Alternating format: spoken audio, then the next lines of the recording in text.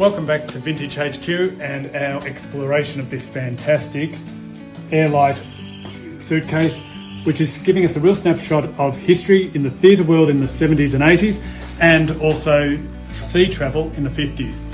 As I sort of alluded to in the last one, we do have, it looks like, a letter. So we've got a letter. It's addressed to Mr. and Mrs. Gleeson of the Knightsbridge Hotel. So we're not giving anything away. We're not giving anything away here. And in the old days, you would send a letter by airmail, and it was always filled in on these blue type things because it was light and didn't take up much. So I wonder, Darren, do you think this was dropped to the ship or at the nearest port, and then the ship collected them and distributed the mail from the nearest port? I'm not quite sure, but we've got the 1st of August 1954. Okay. And the Gleesons were obviously at that time in the West End branch. Yes. So obviously we're talking a fairly affluent family to be travelling on the Oronsay, staying in the West End in Knightsbridge. Yes. So we'll do some more research, and we'll also read what the letter says and see if it gives a snapshot of the people and the history. So the obvious thing is we've still got some more of these programs from the Oronsay at the time. What year it is? Then 1955. And okay, we've got maps. So it looks like. Map of, so I think what we've got is each of these.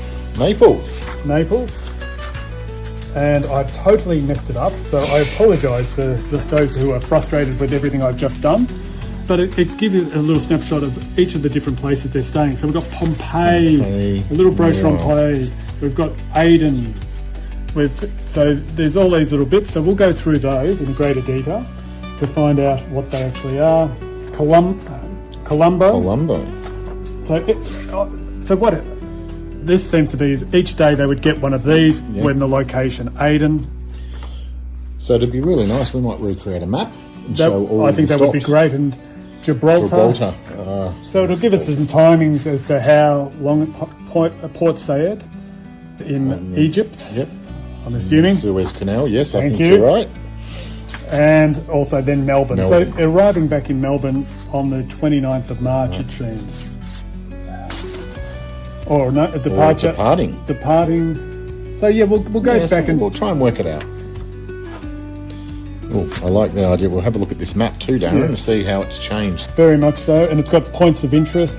So this is a real snapshot of the location at a particular time. Well, it's a snapshot of what Melbourne wanted to showcase in the 1950s. I think that's absolutely wonderful.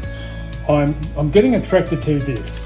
I've got to have a look at this. I always love Trois Quartiers, Boulevard de la Madeleine. Sorry about my French accent. In Paris. Okay. What have we got? We've got travel tickets. Oh. So we've got some travel tickets. Established in 1931. What have we got? Reserved seats, second class. For British Railways. So what is it? British Dover to Folkestone. Yep, Dover to Folkestone. And so this is a sleeping car in the second class. So we'll do some more research into these and to see what they actually are. Obviously they were travelling the 13th of July or July 55, which would make sense, I think. But we'll do some more. And it was £3, 12 shillings and 1 pence on the assuming. Well, I think you're right. But please correct us if we're wrong again. Because it certainly was before we were born. All right. We're old, but not that old. So we've got another. What have we got here? Okay. It looks like a timetable or something, or a distance. Stockholm to Malmo and Malmo to Stockholm. All the stops and how the distance and the time. So it's a timetable. What we've also got is the radiola. So again, prior to a lot of televisions or similar. And when you think about it, this is 10 years after the Second World War, and we're travelling across Europe. Yeah. The start of probably the golden age. Yes. How to feel home in Sweden. Okay, how do we feel at home in Sweden? A guide for visitors from abroad with glossary of food, drinks and common words. So Sweden welcomes you, 1952 edition. Wow. So at the restaurant, it will tell you your expected behaviour. Dancing tax. There is an entertainment tax of $75 or per person on dancing in restaurants. This tax is either added to the bill or paid separately. So if you're going to be dancing, you've got to pay a tax.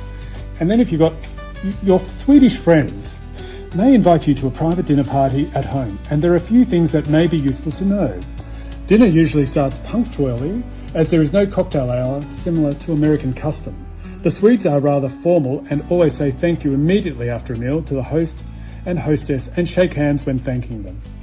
So it'll be interesting just to have a look at that. Really interesting snapshot, again, into the etiquette and behaviours expected. That's right. And we'll have a look through this and see what else we can pick up. But it is 1952.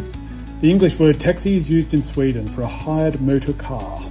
Restaurant cars, airways, we had the SAS, the Scandinavian airline system, hairdressing, post baths, dress etiquette, no formal dress is required in restaurants, theatres, etc. Dinner jackets is obligatory when dancing in restaurants only, if indicated thus. So there's a lot of information, customs, glossaries. So nowadays you would just look at Google Translate and internet searches.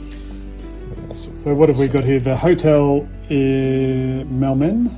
Welcome, Mr. and Mrs. Gleeson, room 244. And it gives you a bit about waking. Set the indicator over the bed near the door to the desired hour if you want to be called. After calling, please put the pointer on 0. Interesting. Interesting indeed. And what I'm thinking is that that's a good time to actually stop and come back next time, and we'll see what else we have in this magic case.